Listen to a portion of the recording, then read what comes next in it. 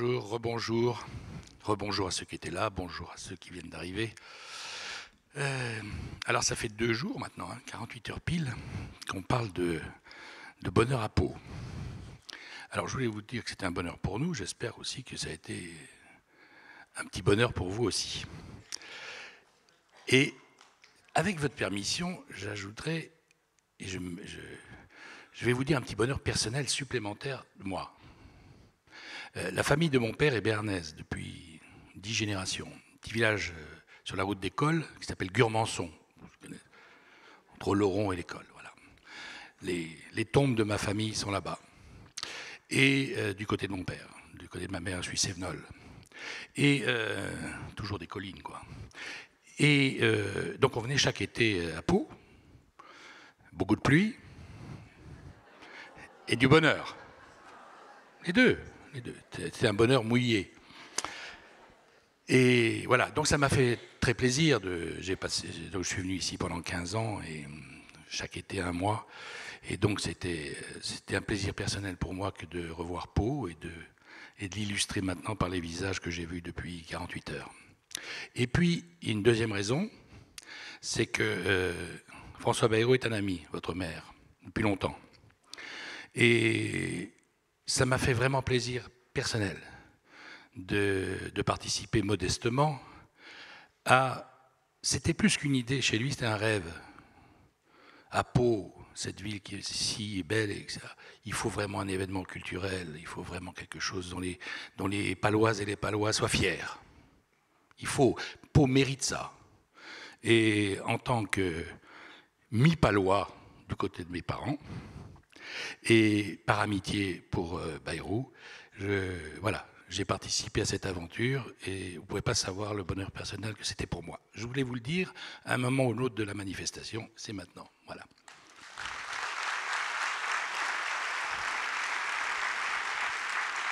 Cela dit, savez-vous qu'il existe une journée internationale, une journée mondiale du bonheur ? Moi, personnellement, je ne le savais pas il y a encore 48 heures, mais j'ai appris ça récemment.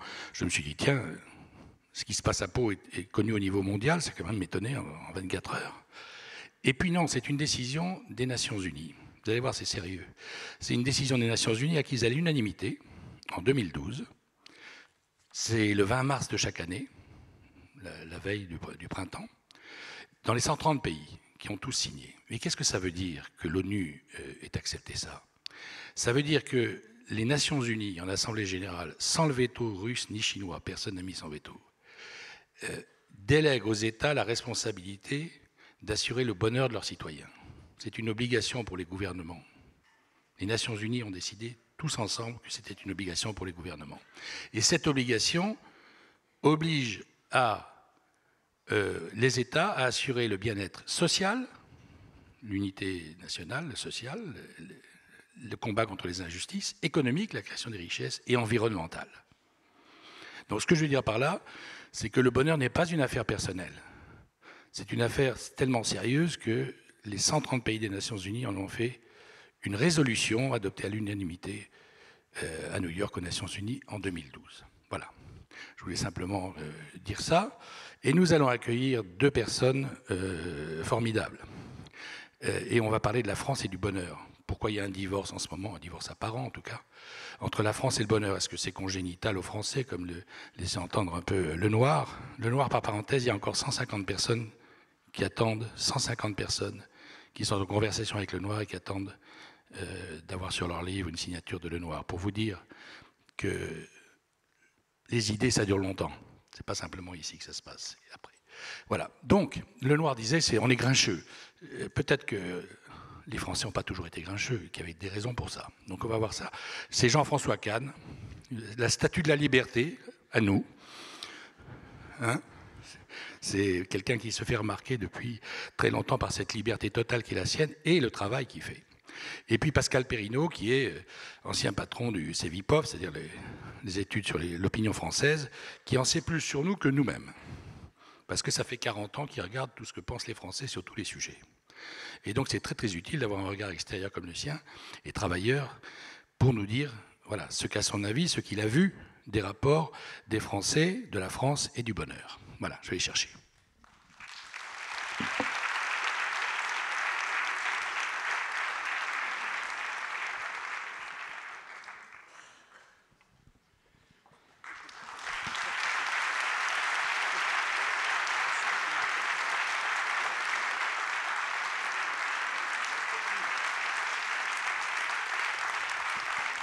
Vous avez vu la statue? Il m'a dit qu'il fallait danser pour montrer qu'on est heureux.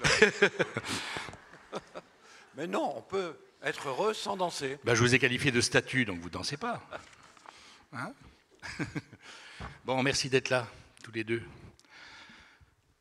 On va passer 1 heure ensemble et on va apprendre beaucoup de choses. Alors, Jean-François Kahn m'a fait une scène avant qu'on rentre en disant « je ne veux pas commencer le premier cette fois-ci ». Parce qu'on fait souvent des choses ensemble. Et il dit, je veux que ce soit Perrineau. On va céder aux caprices de Kahn pour une fois. Est-ce que... Voilà, les Français ont l'air d'avoir un peu divorcé avec l'idée de bonheur. Est-ce que ça a toujours été le cas? Est-ce que c'est passager? Est-ce qu'il y a eu des moments de fusion entre le bonheur et les Français?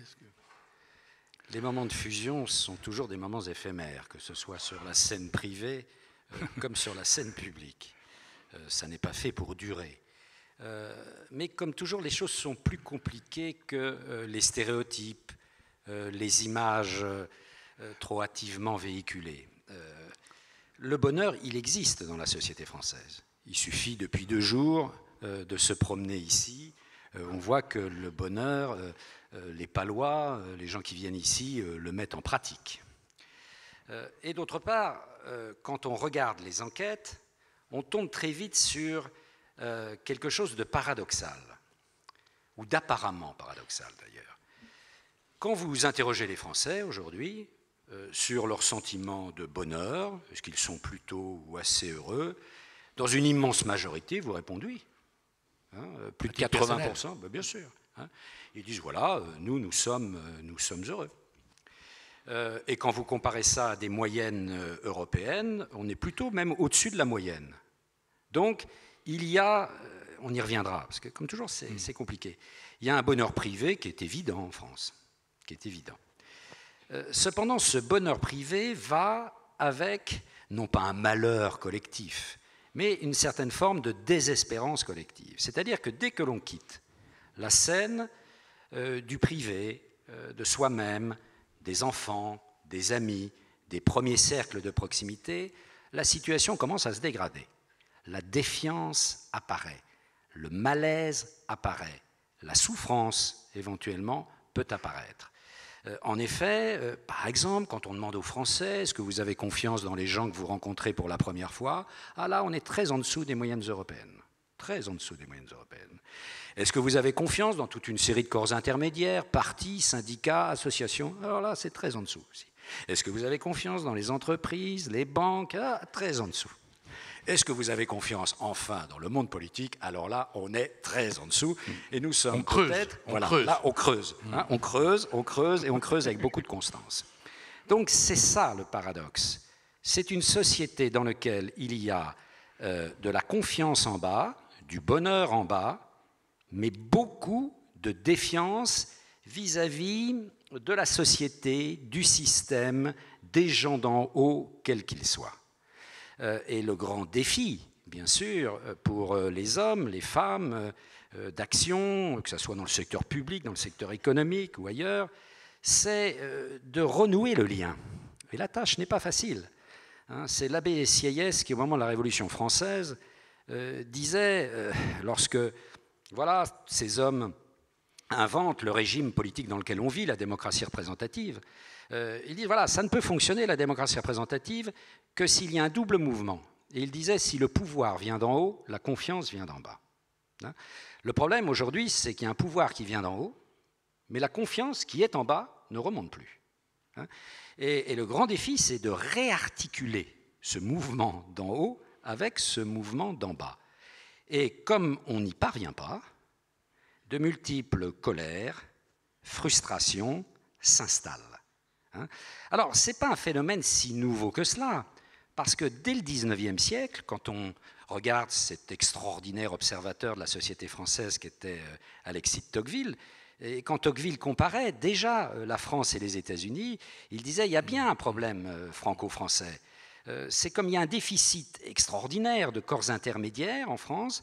On a en bas un monde qui vit, etc., mais qui n'arrive pas à rentrer véritablement en relation avec le pouvoir d'en haut. que ce soit l'État, le système politique, etc.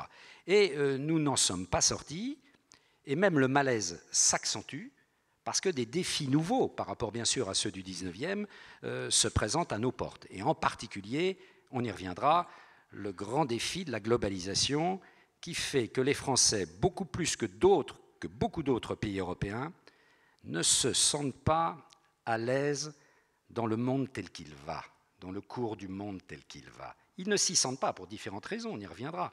Ils ne se sentent pas à l'aise et donc commence à se développer même une forme de haine du cours du monde tel qu'il va. Et là, pour rentrer avec confiance, avec bonheur dans l'avenir, c'est une course à handicap. Jean-François Kahn, je me tourne, vous avez tellement fait de choses. Et vous êtes historien parce qu'en ce moment, vous sortez un livre qui est le 2e tome d'une histoire des Français. Alors là, en ce moment, c'est quelle époque là, C'est l'époque qui correspond au basculement vers le catholicisme, vers le monothéisme. C'est-à-dire les années 1000. Entre 100 et 400 après Jésus-Christ. Oui, jusqu'à... Donc, vous êtes combien il y aura de tomes en tout? 3. Si je vis jusque-là. Oui. On vous fait confiance. Pas de moi totalement. Oui, je sais. Oui, on vous fait confiance pour développer les efforts pour.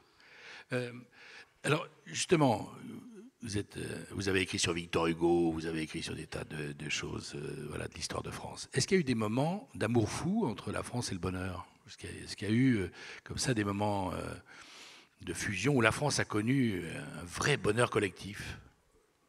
Absolument. Moi, je suis d'accord avec ce qui a été dit. Il y a un masochisme antinational en France, spécifiquement français, qui est absolument incroyable. Peut-être on y reviendra. D'ailleurs, je me souviens, il y avait un groupe qui s'appelait les 4 Barbus, je ne sais pas si vous vous souvenez de ça, qui chantait. Et alors, ils avaient une chanson formidable, c'est que sur l'air de tristesse de Chopin, ils chantaient « Nous sommes heureux, la joie brille dans nos yeux, oui, nous aimons rire. » Bravo. Il y a un peu ça. C'est-à-dire qu'il y a une tendance à France d'être heureux de façon extrêmement sinistre. Vous me direz que c'est toujours une façon d'être heureux. Ce qu'il faudrait étudier, c'est s'il n'y a pas l'inverse aussi. S'il n'y a pas une façon extrêmement gaie d'être malheureux. En fait, là, il y a eu des moments, c'est très juste, là, c'est un moment, le bonheur. C'est un étincelle. Le bonheur est un étincelle. C'est un éclair. Et ce n'est qu'un éclair. C'est un moment et le malheur est un état. C'est la même chose que la vérité et l'erreur. Finalement, on vit dans heureusement d'ailleurs, d'une certaine manière, il y a toujours des choses à découvrir. Donc on vit dans un univers où on ne sait pas tout, où il y a plein de choses qu'on ne sait pas, où on se trompe. Mais ce qui fait progresser la science, la connaissance, c'est qu'il y a des moments de vérité. Galilée, c'est un moment de vérité. Par rapport à Ptolémée, quand on croyait que la Terre était immobile, Galilée, c'est un moment de vérité. Mais en vérité, après, il y aura Einstein, il y aura Maxwell qui montreront que non, il y a des choses, il y a des limites à cette vérité.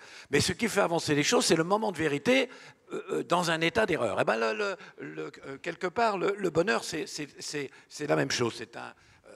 C'est un moment, si vous voulez, dans un état. D'autre part, il y avait une phrase très célèbre dans une pièce de Jean-Paul Sartre qui est l'enfer, c'est les autres. Oui, mais pour la même raison, ça peut être le paradis. Ça veut dire que c'est l'autre qui fait ou votre malheur, l'enfer, ou votre bonheur. Et je crois en effet que ça dépend en grande partie de l'autre. Je crois en effet que la condition du bonheur, c'est la façon dont on se regarde, dont on se voit dans le regard de l'autre. La façon dont on se voit dans le regard de l'autre. Regardez le bonheur que procure le fait qu'on fait un cadeau à quelqu'un quand on lit dans ce regard qu'il est extraordinairement heureux de ce cadeau qu'on lui a fait. On est plus heureux de ce qu'on lit dans le regard de l'autre, heureux du cadeau qu'on lui fait, que du cadeau que l'on reçoit soi-même. Le bonheur est plus intense.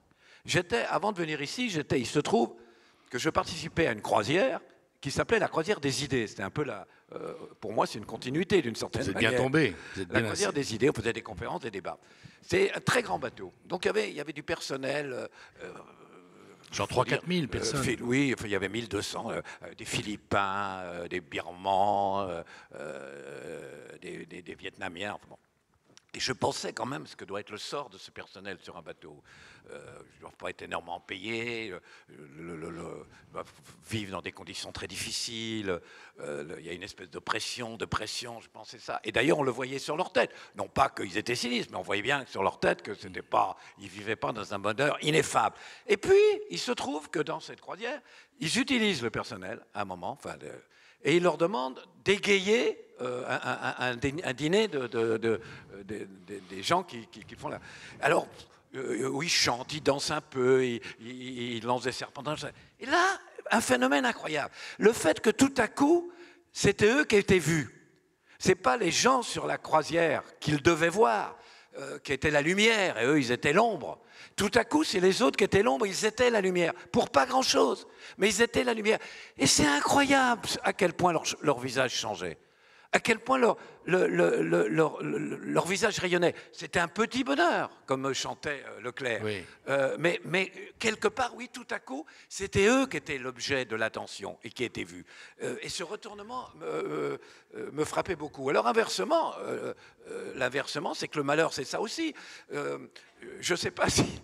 Je ne vois pas si François Bayrou assiste à cette... Si, il est, bon. il est là. Et donc, il se trouve qu'un jour, ce que je vais dire, je l'ai dit un jour dans une réunion où il était là. Alors il va me dire que je me répète, il aura raison, mais je trouve que c'était assez intéressant. C'est que j'avais été cette prise de conscience. Un jour, on était la nuit, le soir, je voulais dîner, tout était fermé, etc.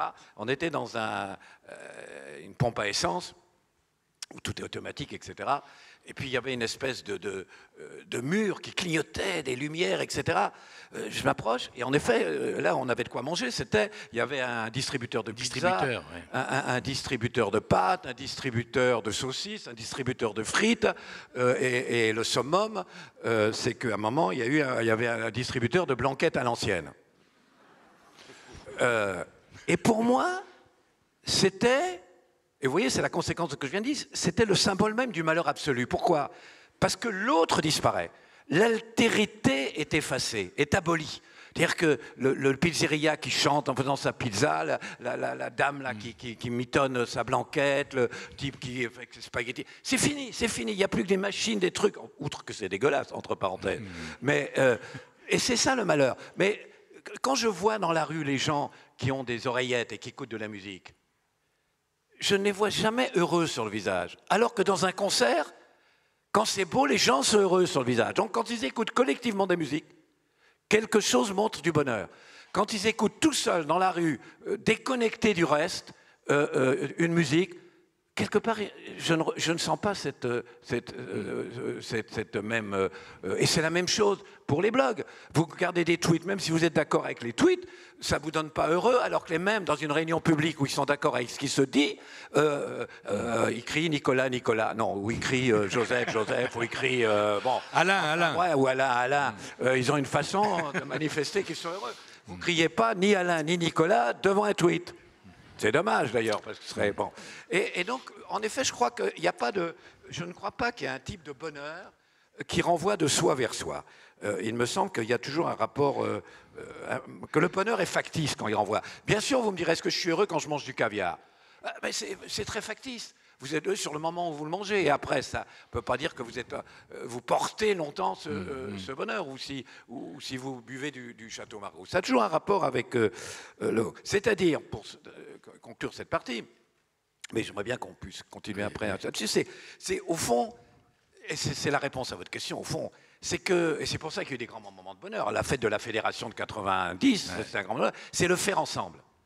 Je fais ensemble, je construis ensemble, je m'oppose ensemble, je lutte ensemble, j'espère ensemble. Regardez quand vous allez au spectacle. Vous allez à un spectacle, il est magnifique, vraiment il est drôle, il vous change la vie, vous êtes heureux. Mais s'il y a 3 personnes avec vous qui partagent le même bonheur et que vous voyez qu'ils partagent le même bonheur, vous êtes 3 fois plus heureux. Donc cette collectivisation du faire ensemble, Et c'est ça qui, dans l'histoire, il y a eu des grands moments. On le voit bien sur les photos. La libération. J'en suis heureux. Peut-être même mai 68, regardez. Il y a une chose qui est étrange. Les gens ont manifesté pour le mariage pour tous. Une fois, 2 fois, ils étaient très nombreux. Puis la loi a été votée. Et ils sont moins, mais ils sont quand même encore nombreux, et ils continuent à manifester. Beaucoup. Eh bien, pourquoi continuent-ils à manifester?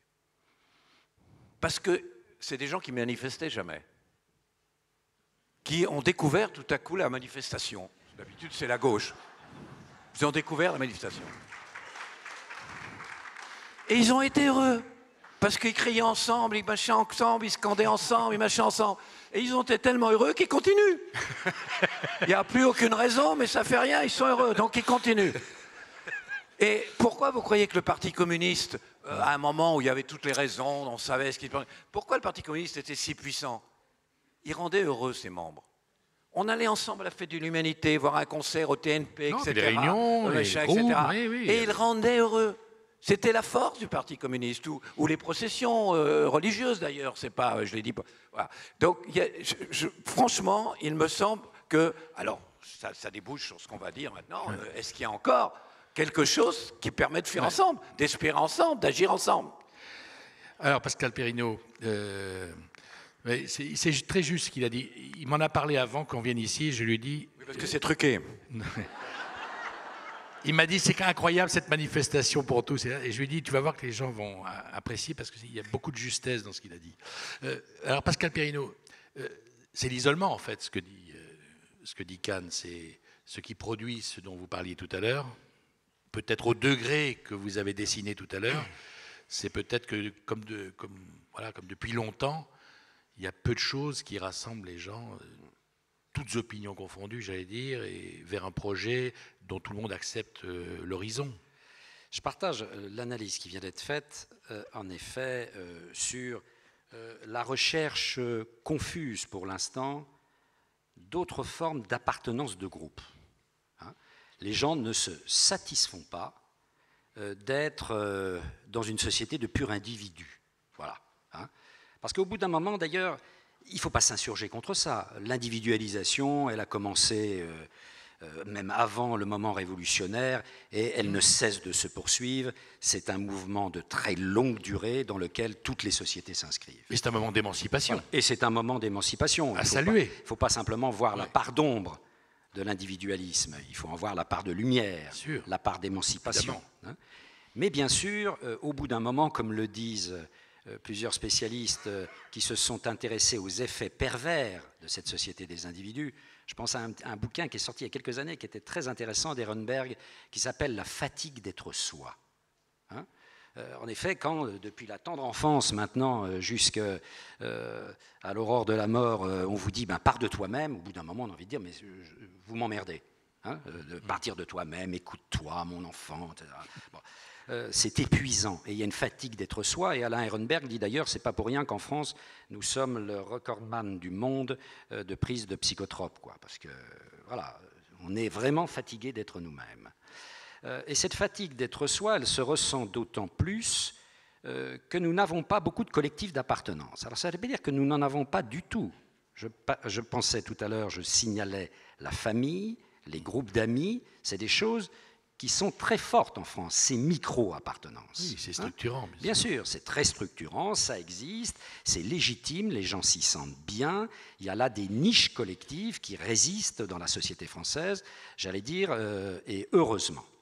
En revanche, ce qui est rentré en crise profonde, ce sont les appartenances à des grands groupes qui nous projetaient de la sphère privée vers la sphère publique.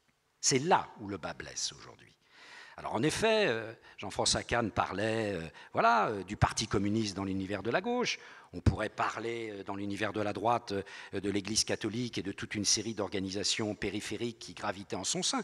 D'ailleurs, quand vous regardez en détail, moi je m'y intéresse beaucoup, région par région, cette mobilisation autour de la Manif pour tous, vous apercevez que les réseaux, encore, des paroisses autour de l'Église catholique ont joué un rôle essentiel, par exemple dans l'organisation de tous ces cars qui montaient à Paris. Et moi, je suis allé me promener, parce que c'est mon rôle en tant qu'observateur, dans cette Manif pour tous. Il y avait beaucoup de bonne humeur. Il ne veut pas avouer qu'il manifestait, en fait. Ciel, je suis dévoilé. Bon, il y avait beaucoup de bonne humeur, il y avait ces familles avec leurs enfants poussettes, il y avait un côté très bon enfant, hein, et il y avait une sociabilité manifestante, hein. Il n'y a pas que la sociabilité manifestante de la gauche.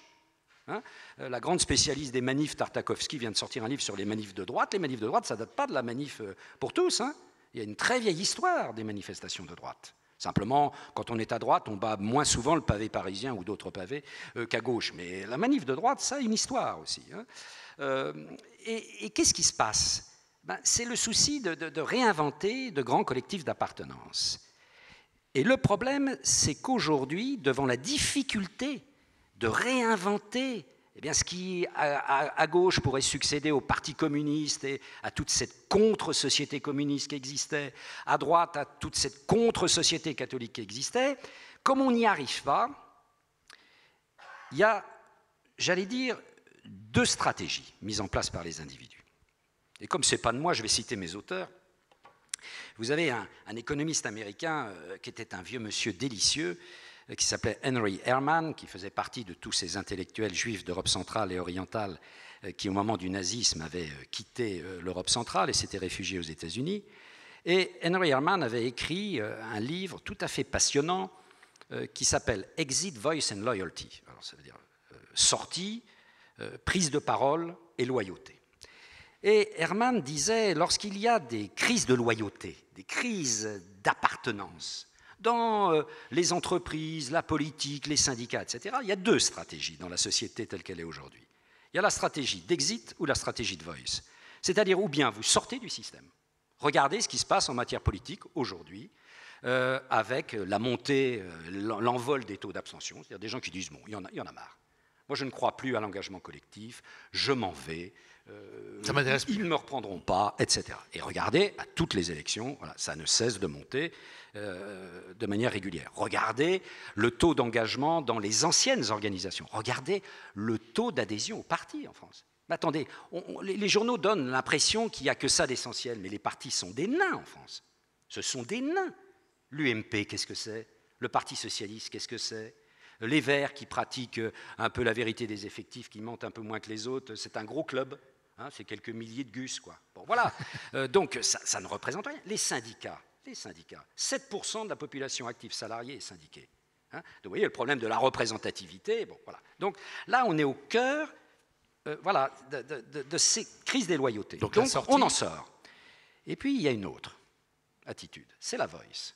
C'est-à-dire, on reste dans le système, mais essentiellement pour gueuler, pour protester. Hein. C'est ce que dit un de mes amis et philosophe Pierre Rosan-Vallon, qui a écrit des choses très intelligentes sur l'évolution du système politique aujourd'hui. Il dit par exemple les élections aujourd'hui, mais on n'élit plus personne, on désélit.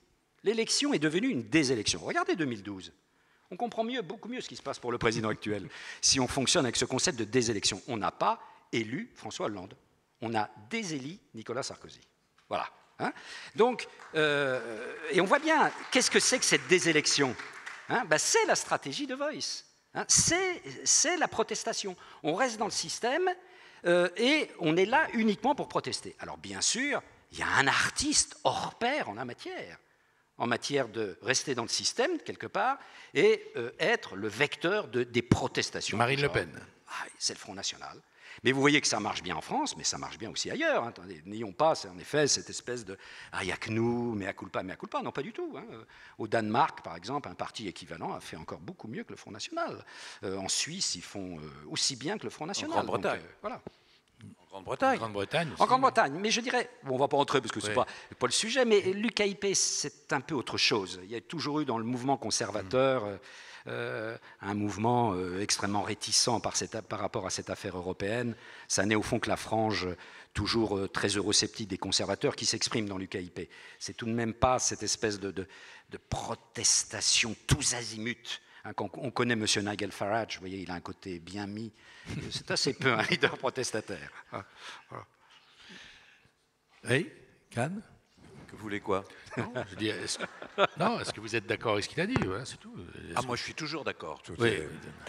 Mais. Non, non. Non, mais en l'occurrence, oui, je crois que c'est juste. On dit toujours on vit une époque formidable, on vit une période très étrange. Quand je dis une période étrange, c'est exceptionnel, hein, parce qu'on peut dire chaque fois on croit quand c'est une époque étrange. Non, on vit une période étrange. Oui. Je crois qu'elle est absolument unique. Qu'est quoi? Pour de vrai, comme on dit en classe. Il y avait, pour simplifier, il y avait dans le pays, mais même il y a longtemps, hein, plusieurs sensibilités, 3 sensibilités. En gros, il y a des gens qui défendent ce qui existe parce qu'ils trouvent que c'est un acquis formidable.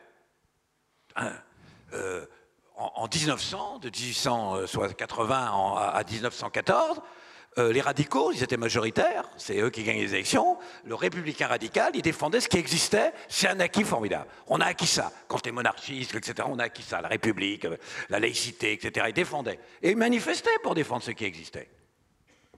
Qui c'est qui manifeste, par exemple, pour défendre ce qui existe? Vous connaissez des gens qui se mobilisent pour défendre ce qui existe? Il y a eu des manifestations sociales au moment de la retraite. Contre pour défendre. Non, mais pas pour défendre. Non, contre le fait qu'on voulait le supprimer, mais pas pour dire on est content de ce qui existe. Et on défend ce que fait le gouvernement, on défend les lois du gouvernement, on défend la loi sur la laïcité, etc. Vous aviez des gens qui voulaient revenir au passé, l'âge d'or, qui rêvaient d'un âge d'or. Il y en avait déjà sous Louis XIV. Saint-Simon représentait d'une certaine cette tendance-là. Bon. Aujourd'hui, on dit c'est des ringards, c'est des archaïques, c'est ridicule, c'est etc. Puis vous avez des gens, en 1900, c'était les socialistes, qui voulaient construire un autre monde, qui imaginaient d'imaginer un autre modèle. Et aujourd'hui, c'est censuré. C'est comment? Mais quoi? C'est impossible. Qu'est-ce que ça veut dire? C'est la phrase de Madame Thatcher. Voilà. Il n'y a pas d'autre voie possible que celle-là.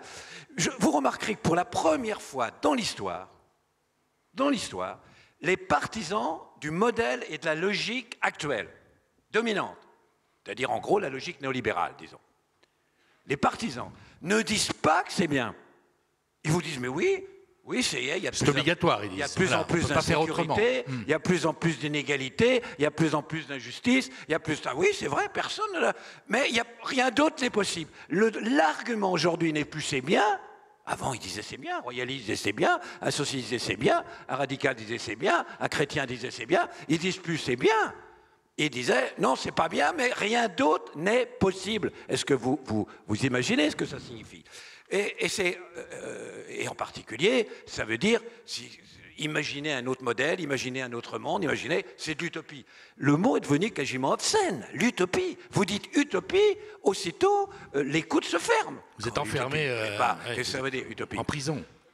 Or, qu'est-ce que c'est, pour l'essentiel, que ce qu'il y a de mieux dans les réalités d'aujourd'hui? Qu'est-ce que c'est, sinon les utopies d'hier? Qu'est-ce que la République, sinon une utopie d'hier? Qu'est-ce que la démocratie, sinon une utopie d'hier? Qu'est-ce que le suffrage universel, sinon une utopie d'hier? Et donc, si vous censurez l'idée même d'utopie, ça veut dire nos futurs. Vous censurez même l'idée de devenir. Un futur possible. Or, qu'est-ce qu'on appelle un progrès de civilisation? C'est quoi un progrès de civilisation? C'est le fait qu'il y a des gens qui ont pu penser, imaginer et construire autre chose que le système tribal, puis que le système esclavagiste, puis que le système féodal, puis que royal, etc., etc. Et au nom de quoi, tout à coup, on vous dit, c'est fini. C'est fini, non pas, comme les communistes l'ont dit, et déjà c'était une catastrophe, parce qu'on a la société idéale. Déjà, c'était critiquable. On a une société extrêmement pas idéale, extrêmement imparfaite, mais c'est fini quand même. Comment voulez-vous que les gens ne soient pas malheureux? Profondément malheureux. si on ne ressuscite pas cette envie, cette volonté, ce mouvement de faire ensemble. Si on ne réussit pas, c'est qui on? C'est tout le monde, ça peut être la presse, ça peut être les politiques, ça peut être... Parce qu'entre nous, il y aurait des raisons, mais moi j'aurais 30 ans, il y aurait des raisons d'être incroyablement enthousiaste aujourd'hui. Incroyablement enthousiaste. On a essayé, je me répète parce que je l'ai déjà dit ça, mais je ne vois pas pourquoi on ne redirait pas des choses auxquelles on croit. On a essayé un système qui a mis l'État au centre de tout, au centre que la société, que l'État, c'était le Léviathan, c'est-à-dire bouffait la société, avalait la société, il était la société. L'État était devenu la société. Ça a fait faillite partout, sous toutes ses formes, pas que la forme communiste. Et puis il y a un système qui a mis l'argent à la place de l'État, l'argent au centre de la société. L'argent qui à son tour a bouffé la société, qui à son tour est devenu la société. Et aujourd'hui on voit bien que c'est une faillite morale, une faillite rationnelle, une faillite éthique. Et donc tout à coup s'ouvre cette possibilité, comme il y en a une fois, 2 fois par siècle finalement, si on veut vivre l'histoire, parler de...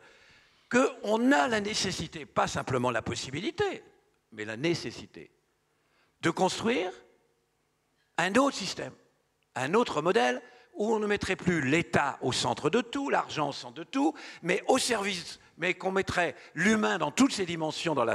Quand je dis l'humain, c'est l'humain au sens de ce que le libéralisme nous a apporté de mieux, l'individu, de ce que le socialisme nous a apporté de mieux, c'est-à-dire le collectif, c'est-à-dire ce que la démocratie chrétienne nous a apporté de mieux. C'est-à-dire l'humain qu'on peut décliner, ça a l'air comme ça éthéré, mais non. Regardez quel urbanisme, ça voudrait dire, quel système commercial, de distribution, ça voudrait dire, etc.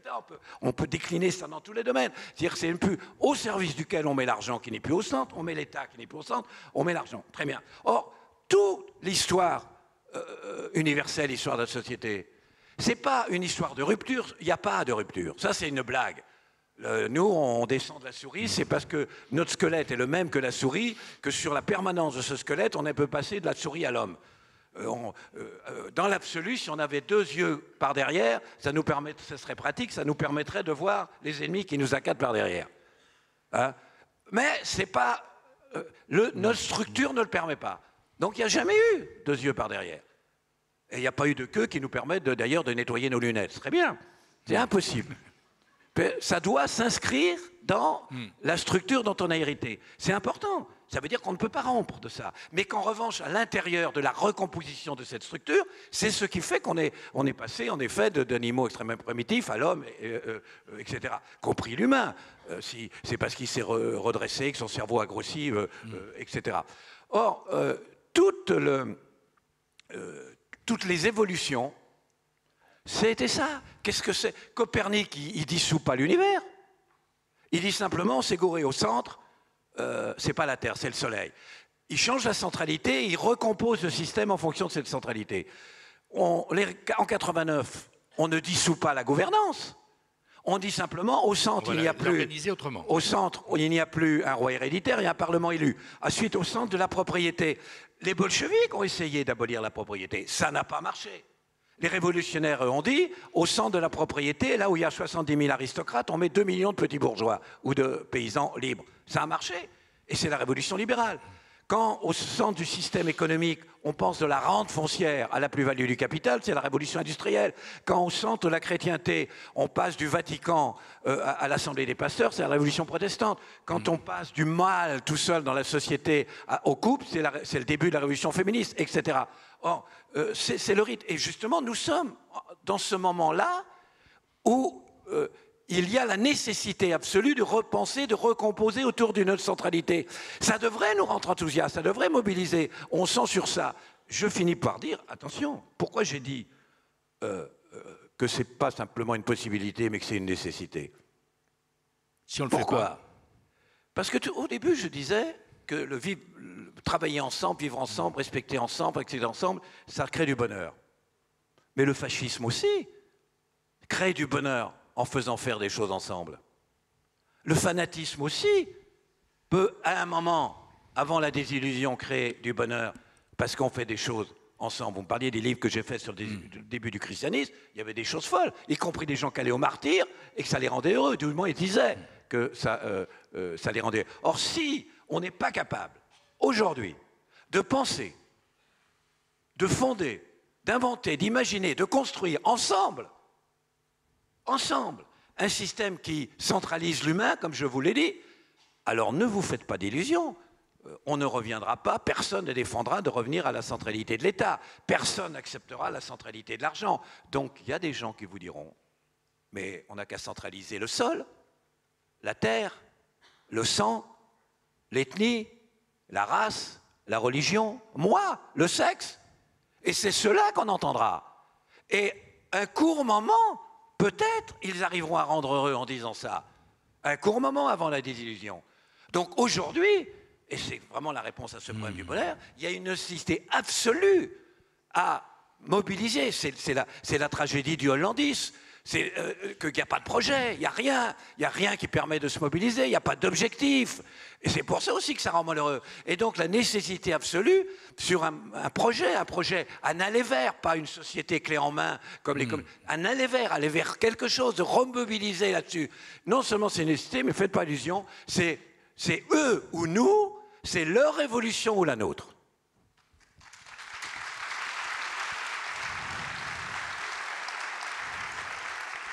Alors, on est passé de la protestation Pascal Perrineau, dont vous parliez tout à l'heure. Je signale que Pascal Perrineau, en 1996, j'ai bonne mémoire, c'est un spécialiste du Front National, il a écrit un livre qui est sorti il y a 1 an maintenant, avait dit, alors que tout le monde pensait le contraire, hein.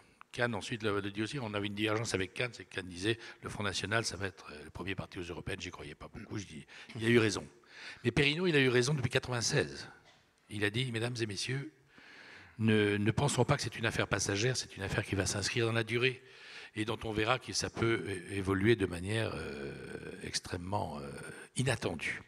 Donc, on est passé de la protestation. Kahn vient de nous dire que c'était encore plus grave que ça. Et donc, je voulais vous demander à vous, qui avez évoqué cette affaire du Front National, si on n'est pas passé du stade du Front National de protestation dont vous parliez tout à l'heure à ce que vient de dire Jean-François Kahn, qui est tout autre chose, alors, encore, si j'ose dire. Et que donc la signification du vote aurait profondément changé au cours des 3 ou 4 dernières années. Oui. En effet, pour prolonger ce que vient de dire Jean-François Kahn et essayer de rester dans la dynamique du débat, on voit bien, en effet, comment la protestation, dans un premier temps, permet de faire sa plotte politiquement. Hein ? Permet de créer une dynamique. On rassemble les protestations. Les protestations en tout genre, protestations identitaires, protestations sociales, protestations économiques, absence de reconnaissance dans la société. Hein. Regardez, aujourd'hui, il y a une statistique moi, qui toujours me trouble énormément.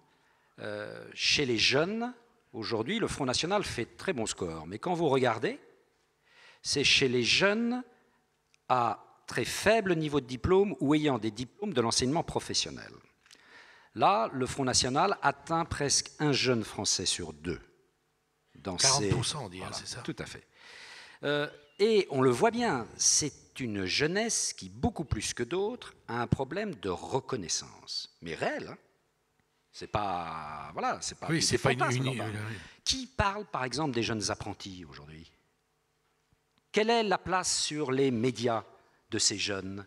Quand on parle de la jeunesse, on parle toujours de la même, la jeunesse étudiante, la jeunesse lycéenne. Qui parle d'eux ? Qui parle de ces jeunes en galère qui n'arrivent pas à s'insérer dans le monde de l'emploi ? Qui parle de ce qui se passe dans les lycées professionnels, dans les centres de formation des apprentis, etc. Qui en parle ? À peu près personne. Donc se développe dans ces milieux aussi une espèce d'absence de reconnaissance qui peut déboucher d'ailleurs sur la haine de soi-même. Nous sommes des moins que rien, mais attention quand les moins que rien commencent à se révolter, à protester. Donc ça, dans un premier temps, ça permet de faire 10, 20, 25%. Et puis bien sûr, après, il faut transformer cette protestation en force d'alternative. Hein, en force d'alternative. C'est ce que tente de faire aujourd'hui le Front National de 2011, c'est-à-dire depuis que Marine Le Pen a pris la succession de son père. Alors, l'opération n'est pas une opération facile, ce n'est pas une opération aisée, parce que quand vous avez 30 ans de protestation derrière vous, voilà, une certaine image s'est formée, un certain type de culture, qui est la culture du yaka, faudrait, et c'est difficile de passer de la culture du yaka, faudrait, à une culture d'alternative et de construction d'une alternative crédible. Mais, quelque part, le Front National, là, est au milieu de la rivière. Au milieu du gué, quelque part entre la rive de la protestation et la rive de l'alternative. Mais quand vous regardez l'alternative, et je me raccrocherai à ce que disait Jean-François Kahn tout à l'heure, au fond, c'est une alternative qu'en n'est pas tout à fait une, parce que le Front National fonctionne beaucoup sur la nostalgie d'un monde disparu, et d'ailleurs largement reconstruit, etc. C'est-à-dire comme quand on n'aime pas la société telle qu'elle est, qu'on a une relative incapacité à penser la réforme de la société telle qu'elle est, on se réfugie dans le vieux rêve communautaire. Dans le vieux rêve communautaire, la communauté nationale, alors on la ripolline complètement, d'ailleurs on la rêve. Jeanne d'Arc, voilà, la France éternelle, de Jeanne d'Arc à nos jours, voilà.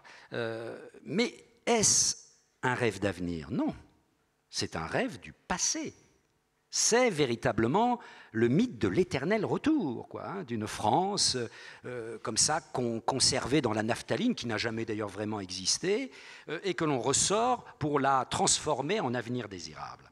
Donc, ça n'est pas véritablement, et c'est une des difficultés du Front National, et même les gens qui sont proches du Front National, aujourd'hui, le ressentent confusément. C'est-à-dire, ils se disent, mais véritablement, est-ce que ce vieux mythe nous permet de rentrer dans l'avenir? Et là, il y a une interrogation. Et en ce moment, je crois, depuis 1 an, et dans les 2 ans qui vont nous amener vers la prochaine élection présidentielle, au fond, c'est ça le débat qui fera que le Front National sera la première force au premier tour de l'élection présidentielle ou ne la sera pas. C'est possible Bien sûr, c'est possible. Bien sûr, c'est possible. Si vous voulez, les dernières élections européennes, alors j'aime bien, ça c'est les Français, c'est caractéristique, les observateurs. Voilà, quand on ne veut pas voir, cacher ce sein que je ne saurais voir, c'est comme chez Molière. Écoutez, les dernières élections européennes, oui, il y a eu de l'abstention. Bon, enfin, ce n'est pas la seule élection où il y a eu de l'abstention. Et d'ailleurs, il y en a eu moins qu'à l'élection européenne précédente. Oui. Et puis, ils sont de manière très claire. À votre avis, on peut transposer le résultat des européennes à la présidence? C'est la question que je pose. Non, mais ça donne une idée du rapport de force. Du rapport de force. La course commence, on le voit tous les jours. Ça, même on va vite se lasser. Mais la course commence et on part de quel rapport de force? Le rapport de force, c'est celui des élections européennes. C'est-à-dire un Front National qui est largement en tête, à 11 points devant le Parti Socialiste et à 3-4 points devant l'UMP. Donc c'est avec ça que voilà, les acteurs politiques vont être obligés de faire. Donc ce Front National, il est, comment dire, j'étais très intéressé, parce que disait Jean-François Kahn tout à l'heure, sur l'utopie. Parce que oui, il faut peut-être retrouver l'utopie, mais attention, de quelle utopie s'agit-il? Parce qu'il y a 2 types d'utopies. Quand on l'écoute, ce sont des utopies, si vous me permettez, parce que c'est des utopies à dimension humaine, celles que vous véhiculez. Vous citiez la démocratie, le suffrage universel, la République. C'est-à-dire des hommes et des femmes qui, à un moment de leur histoire, se posent concrètement les moyens du vivre ensemble, les moyens du lien social et politique, le définissent et le transforment en avenir désirable pour une société. Ce type d'utopie, c'est ce dont nous avons besoin aujourd'hui, sans forcément ressusciter toutes les vieilles utopies qu'on a en magasin. Il faut faire un peu preuve d'imagination politique, comme on disait quand j'avais 18 ans. Parce qu'il y a d'autres utopies. Il y a les utopies que j'appellerais les religions civiles.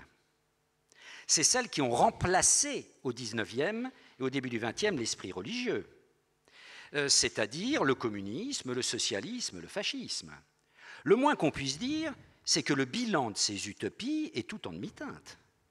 Oui, comme le disait Marcel Gauchet, tout de même, on décrit très souvent la nostalgie du XXe siècle et des grands affrontements utopiques. Mais enfin, Marcel dit bien, voilà, c'est tout de même le XXe siècle, c'est véritablement le siècle des plus grands massacres commis au nom de ces grandes religions. Plus de 100 millions de morts. Donc personnellement, et je crois que beaucoup de Français aujourd'hui disent, si c'est ça les utopies, non, on a déjà donné. Et les générations de nos pères et de nos grands-parents ont déjà donné. Non merci. Hein.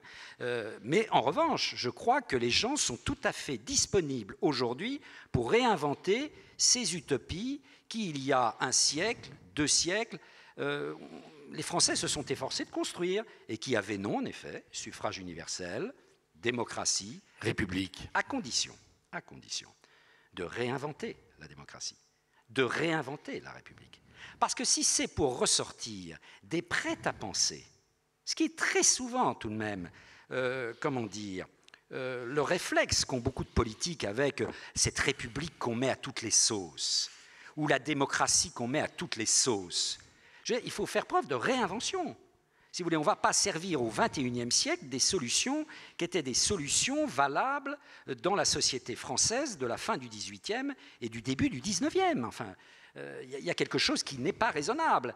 Et autour du fameux débat autour de la République, très souvent en France, je trouve que ça sent un peu la naphtaline. Hein, et je trouve qu'il y a parmi les penseurs ou les penseuses républicains ou républicaines des gens qui se contentent pas de clichés, de stéréotypes là-dessus. Et je pense en particulier à Mona Ozouf, qui a écrit un petit livre qui est une merveille, qui s'appelle Composition française. Et Mona Ozouf, c'est vraiment la grande fibre républicaine. Mais elle est bretonne. Elle est bretonne. C'est un défaut, une qualité? C'est une qualité. Moi, je suis lorrain alsacien, donc les périphéries, je sais ce que c'est, j'y suis très attaché. Mona Ozouf dit, oui à une république, mais à condition que la république prenne en compte la composition française et la diversité. Et elle note toujours dans l'idéologie républicaine française cette espèce de passion de l'unité qui est une passion de l'homogène. Une république qui a beaucoup de mal à reconnaître l'autre.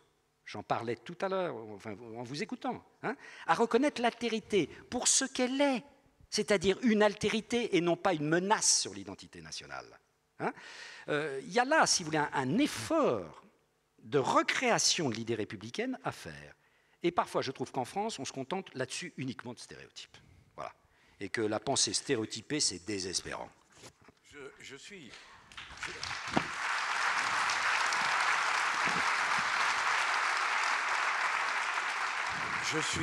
tout à fait d'accord avec vous. Il faut totalement réinventer, réimaginer.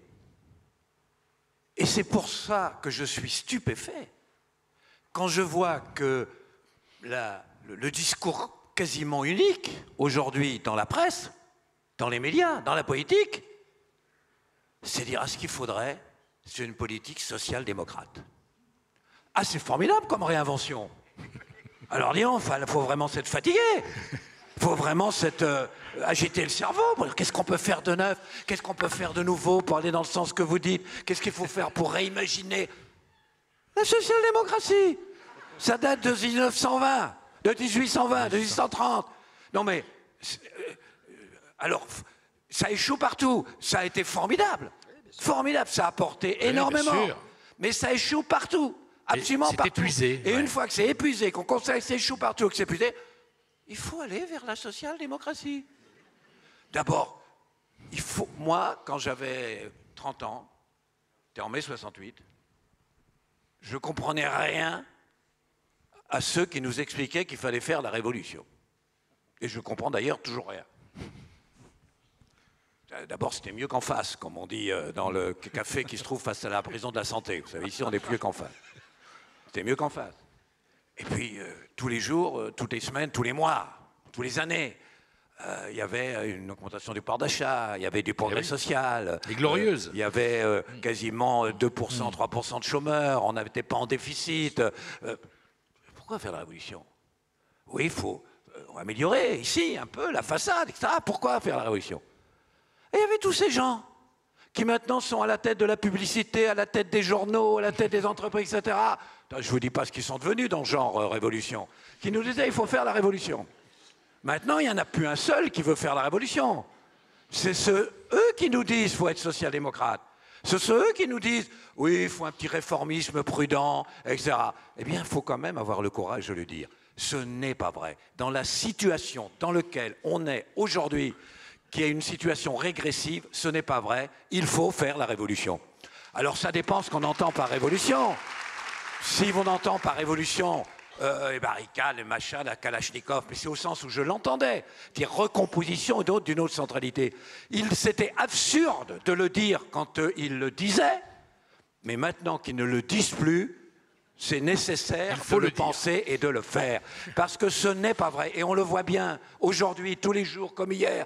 Ce n'est pas vrai que par des petites réformes marginales, compte tenu de la dynamique inouïe du système, la dynamique inouïe de la logique néolibérale en matière économique, cette espèce de bulldozer, qu'est-ce que vous croyez qu'avec nos petites réformes, nos petits trucs, on va changer? Ce n'est pas vrai.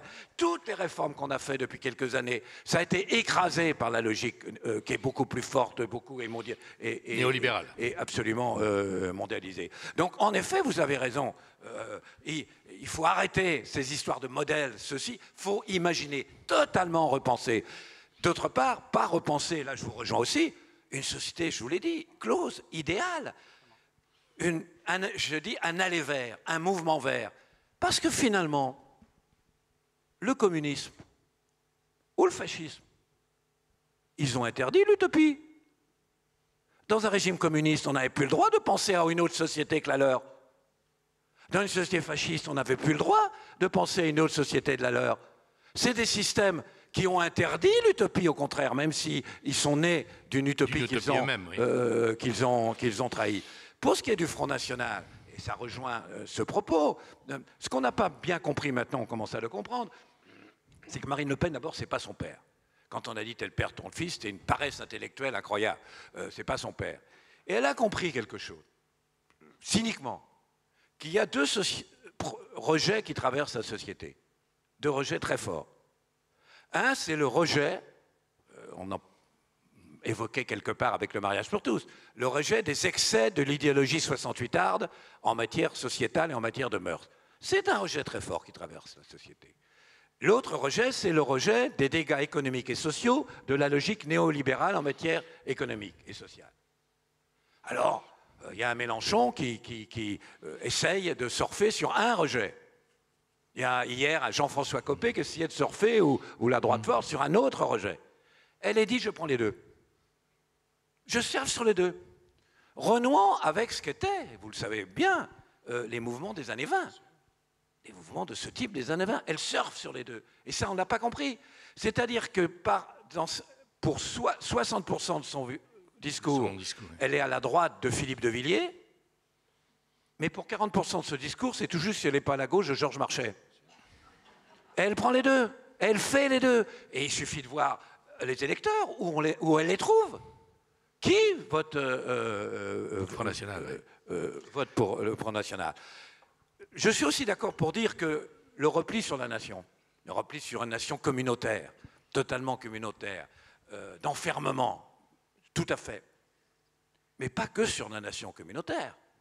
Car ceux qui sont les plus ardents dans la dénonciation d'un républicanisme fermé, ou d'un laïcisme fermé, ou d'un nationalisme fermé, qui, entre parenthèses, quand même, ont une responsabilité formidable, certains, parce que c'est eux qui ont abandonné la République à Marine Le Pen. C'est eux qui ont abandonné la laïcité à Marine Le Pen. C'est eux qui ont abandonné la nation à Marine Le Pen. Alors quand ils viennent nous dire « Front républicain, le fascisme ne passera pas, etc. » Mais attendez, il ne fallait pas leur donner sur un plateau la laïcité, la nation, la République et tout ça. Vous êtes des criminels. Ce que vous avez fait est criminel. Et je me demande même si vous n'avez pas fait exprès. Je me demande même si dans la mesure où vous ne croyez plus en rien, vous avez tout bradé, tout trahi, vous ne portez plus rien. Je me demande même s'il vous restait plus que ça, l'antifascisme, plus que ça. Et je me demande si vous n'avez pas soufflé sur les braises du fascisme parce qu'il ne vous restait plus que l'antifascisme.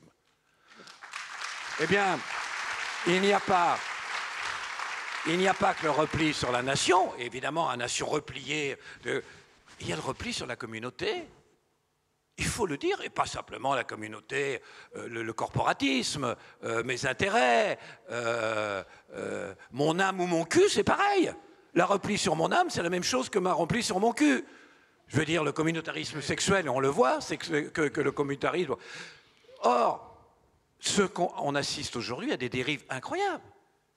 Il y a une dérive d'une fraction de la communauté juive que le CRIF représente sur le communautarisme, qui est très inquiétant et qui vaut bien le repli d'une grande partie de la communauté musulmane sur le même type de communautarisme.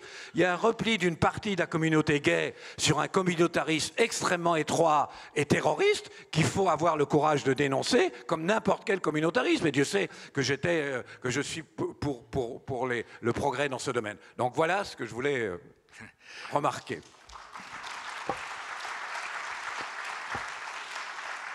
Quand je vous disais qu'ils étaient intéressants et qu'on en apprendrait beaucoup, je n'imaginais pas que ce serait jusque-là. Je vais vous demander à tous les deux de faire une révolution à vous. 2 minutes, chacun, 2-3 minutes, c'est parce qu'on déborde déjà, hein, mais je ne veux pas qu'on finisse comme ça. 2-3 minutes pour dire ce qu'à votre avis, les Français, même s'ils affirment des choses, parce que vous avez tous les deux dit qu'on peut dire une chose, puis en fait espérer quand même autre chose. Qu'est-ce qui, à votre avis, serait le discours qui permettrait d'avancer vers finalement ce sur lequel vous étiez d'accord tous les deux? Est-ce que ça doit venir d'en haut? Est-ce que ça doit prendre d'autres formes? Pas simplement intellectuelles. Comment imaginer le petit chemin qui serait le premier pas vers la grande marche, vers ce qui est imaginable possible? Mais vraiment court mais qu'on finisse sur... Alors allons-y. Je vais bien commencer, d'autant que c'est facile à répondre parce que François Bayrou m'a payé pour ça, pour dire ce que je vais vous dire. On va finir par vous croire sur tout. Sauf que ça, c'est trop gros. Allez-y. C'est que, je disais tout à l'heure, c'est évident, je crois tout le monde, que les clivages rigides tels qu'ils existent dans les vies politiques sont obsolètes, c'est absurde. On peut penser ce qu'on veut de la ligne que suit Valls. Personnellement, je suis hostile. Là, il y a une grande différence entre Bayrou et moi, parce que lui, il est plutôt favorable. Mais je suis hostile. Mais au moins, il a la cohérence. Au moins, c'est ce qu'il avait dit au moment des primaires. Au moins, c'est logique.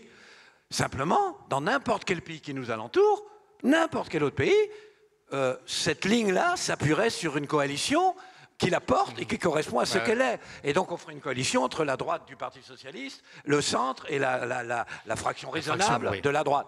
Nous, on a des institutions qui rendent ça impossible. Ce qui veut dire qu'on ne peut faire qu'un gouvernement qui fait cette politique-là, qui s'appuie sur une majorité qui n'en veut pas, qui n'a pas été élu pour ça, qui a été élu pour le contraire. C'est absurde. C'est totalement absurde. Donc moi, je crois que, de toute façon, on va en dire « Ah, il faut faire des gouvernements de gauche ou de droite parce que c'est clair, c'est net. » Vous faites des gouvernements de gauche entre des gens qui pensent pas pareil sur tout. Ils sont en désaccord sur quasiment tout. Ou alors, vous faites un gouvernement de droite. Pareil. Ils sont en désaccord sur absolument tout. L'État, le rôle de l'État, le social, l'Europe, etc. C'est quand même plus logique de partir d'un projet de transformation. Et de faire une majorité de projets. Et de dire, si vous êtes d'accord sur ce projet, d'où que vous veniez, pour faire ce projet, réaliser ce projet, eh bien oui, nous pouvons le faire ensemble. Je crois que c'est la ligne qu'il est nécessaire de suivre.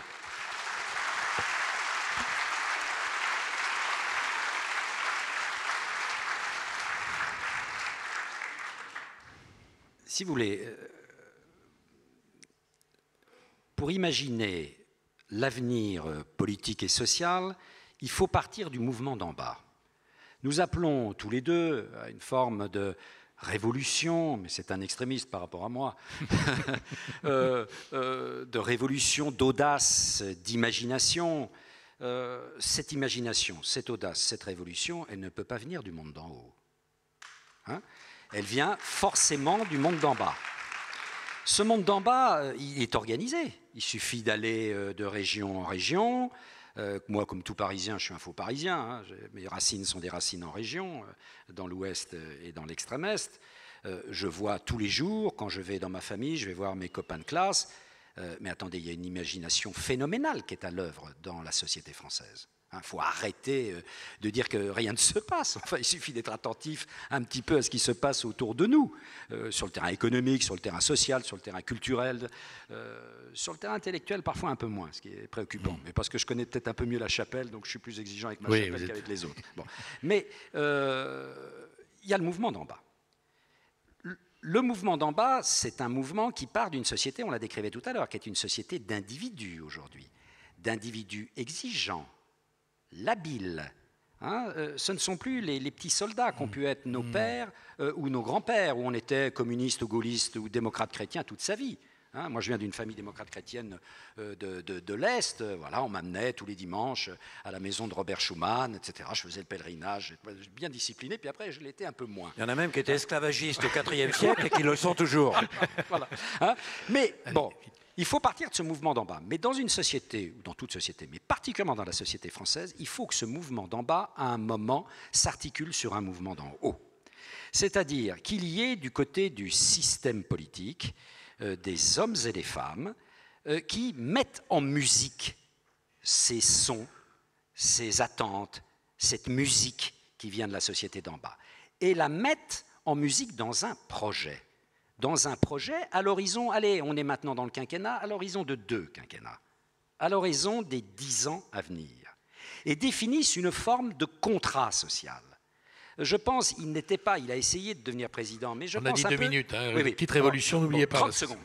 30 secondes. Je pense à Chaban dans les années 70. Ah oui, la nouvelle société. Voilà, et à la nouvelle société. C'est vers ce type de projet qu'il faut revenir, bien sûr adapté aux défis du temps, parce qu'on est tout de même dans la Ve République, avec une élection présidentielle, il faut faire avec, même si on pourrait s'en passer peut-être aisément, et dans un régime qui a toujours beaucoup pratiqué et attendu de l'incarnation. Donc, le mouvement d'en bas, tout seul, l'autogestion du mouvement d'en bas, je n'y crois pas. Il faut que ce mouvement d'en bas s'articule au mouvement d'en haut.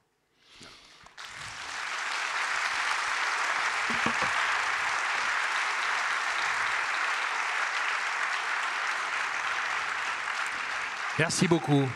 Vous avez été brillants ce soir, vraiment. C'était vraiment intéressant. Merci beaucoup à vous d'avoir été là. Ils vont signer